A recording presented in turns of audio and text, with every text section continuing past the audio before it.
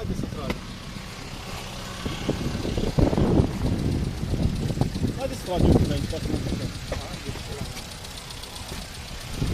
Am schimbat soara, da. Unde tragem?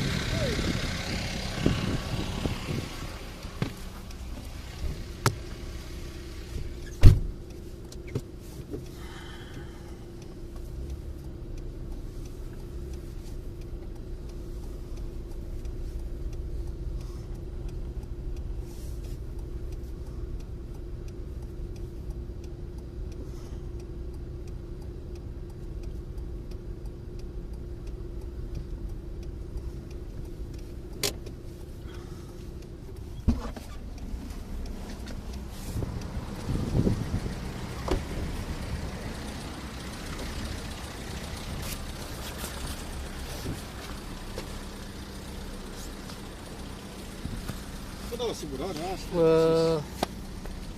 Ca să nu stăm pe aici prin frig. Eu nu cred chiar aici la market. Stăm acolo să completăm la căldură. Nu stăm acolo să completăm la căldură. Facem adiară, Să parcăm undeva să nu blocheze. Păi nu știu cum să faceți când am mai întâlnit situații de astea. Haideți la căldură acolo. Parcăm. Păi cum se face cu data asigurării? Că nu știu. Faceți copii cu asigurare și asta e. Dați număr de telefon și ne auzim. Da, dar trebuie completată schema. De amiabil, da. Așa, tot de amiabil. De-aia zic, să completăm. Asta e, da, ce se... am canționat. Da, când ați canționat, m-am uitat la dracu, da. Sincer. Păi de asta zic, să mergem să completăm la... Haide să ne unim pe aici. Dar să mutăm o leacă ca să poată să iasă oamenii dacă vor să plece.